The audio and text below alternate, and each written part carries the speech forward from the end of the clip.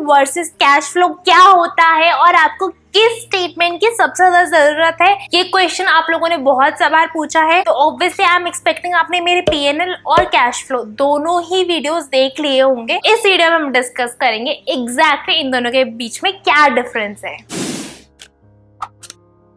Hi guys, welcome to Siya vibes. My name is Siya. तो हम start करते हैं एक छोटे से एग्जाम्पल के साथ। एक आदमी है, उसका काफी ज्यादा प्रॉफिट हुआ है बिजनेस में और वो बहुत ही ज्यादा खुश है, लेकिन जब उसने जाकर देखा अपना बैंक बैलेंस, वो है बिल्कुल जीरो, यानी कैश के नाम पे उसके पास कोई चीज नहीं है। तो ऐसा कैसे हो सकता है? मतलब एक तरफ उसके बिजनेस में अच्छा खासा प्रॉफिट हो रहा है और दूसरी तरफ कैश नहीं है उसके पास। तो इस पर्टिकुलर एग्जाम्पल में हम उसकी पीएनएल और कैश फ्लो दोनों को कंपेयर करके देखते हैं। तो इसमें हमें देखने पे पता चल रहा है कि उसने सेल्स तो काफी सारी की है, लेकिन उन सेल्स से उसको अभी तक कैश में पेमेंट नहीं मिली है, या तो उसका पेमेंट पीरियड होगा थोड़ा ज्यादा, जिसकी वजह से अभी तक उससे क्लाइंट्स ने पेमेंट नहीं की है, या ये भी हो सकता है कि उसके क्लाइंट्स पेमेंट करना ही नहीं चाहते।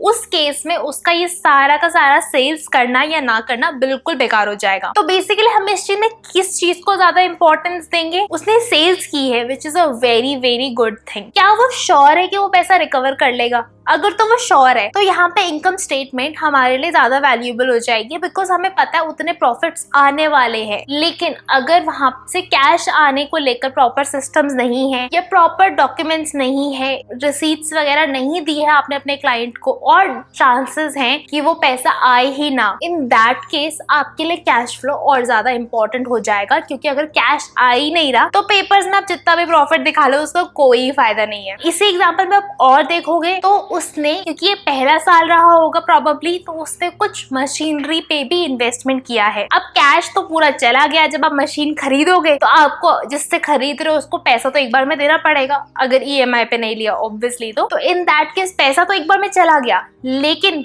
हमारी इनकम स्टेटमेंट में हम एकदम से इतना बड़ा खर्चा दिखाते ही नहीं है। हम तो हर साल थोड़ा थोड़ा डिप्रिसिएशन दिखाते हैं, जितनी भी लाइफ है उसके हिसाब से। अगर आपको डिप्रिसिएशन पे भी कंफ्यूजन है तो मेरा ये वाला वीडियो जरूर चेक करना, मैंने अलग से शॉर्ट वीडियो बनाया है डिप्रिसिएशन के ऊपर। तो इसलिए चाहे प्रॉफिट उसको कितना भी दिख रहा हो, लेकिन अगर उसको कहीं इन्वेस्टमेंट करनी है तो उसको चाहिए रियल कैश ही। और वैसे ही जब बारी आती है टैक्स भरने की, तब उसका प्रॉफिट जो पेपर्स में दिख रहा है उसको उसके अकॉर्डिंग टैक्स पे करना पड़ेगा। वैसे ही अगर हम एक उल्टा एग्जाम्पल लें, वो भी पॉसिबल है कि आपके पास बहुत ही सारा कैश आया हो और प्रॉफिट आपका बिल्कुल जीरो या नेगेटिव हो, मतलब लॉस हो। इन दैट केस भी पॉसिबल है कि आपका कैश जो था वो इंक्रीज हुआ हो। वो कैसे? अब आप इस एग्जाम्पल में देखोगे तो यहाँ पे भी उसका प्रॉफिट तो बहुत ही कम हुआ है, लेकिन जो पिछले साल सेल्स की थी उसका कुछ पैसा आ गया है। इस चक्कर में उसका कैश इंक्रीज हो गया है, लेकिन प्रॉफिट डिक्रीज हो गया है। इसलिए व्हाट आई सजेस्ट इज, आपको एक्चुअल में दोनों ही स्टेटमेंट बहुत ही जरूरी है,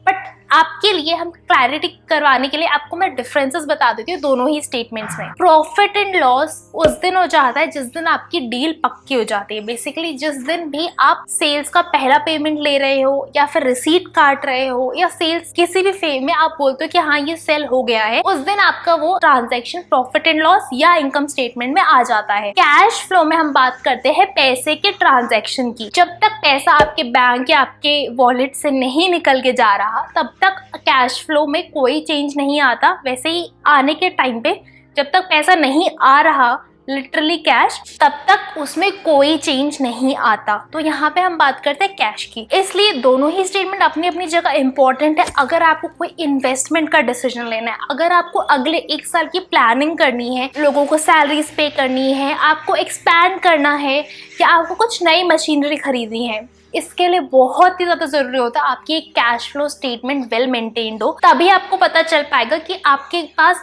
कब कैश क्रंच आने वाला है, आपको कुछ और चीजें करनी पड़ सकती है, और कैश इंक्रीज करने के लिए आपको हो सकता है लोन लेना पड़े, हो सकता है कहीं से इन्वेस्टमेंट उठानी पड़े, या इस वे में आप अपनी सेल्स मैनेज करो या कैश फ्लो मैनेज करो कि आपके सेल्स वाली कैश आपके पास जल्दी आ जाए। वैसे ही अगर आपको अपना टैक्स देखना है, बिजनेस की ओवरऑल ग्रोथ देखनी है, आपको देखना है कि क्या आपका बिजनेस सही ट्रैक पे जा रहा है या नहीं, या फिर ये जो आपका मॉडल है ये सस्टेनेबल है या नहीं, आप जितने खर्चे कर रहे हो उससे ज्यादा आपको रिटर्न मिल पा रहा है या नहीं। उन केसेस में आपके लिए P&L बन जाता है बहुत ही ज्यादा इंपॉर्टेंट। तो इसलिए मैं आपको सजेस्ट करूंगी आप दोनों की दोनों स्टेटमेंट अपने लिए डेफिनेटली सीखो। अनलेस आपकी सारी की सारी ट्रांजेक्शन कैश में होती है तो उस केस में आप सिर्फ इनकम स्टेटमेंट या P&L से काम चला सकते हो, क्योंकि आपका हर एक चीज कैश ट्रांजैक्शन ही हो रहा है, आपको अलग से उसको मॉनिटर करने की उस केस में जरूरत नहीं पड़ेगी। लेकिन फिर भी कहीं ना कहीं आपको लेना देना चलता ही रहेगा।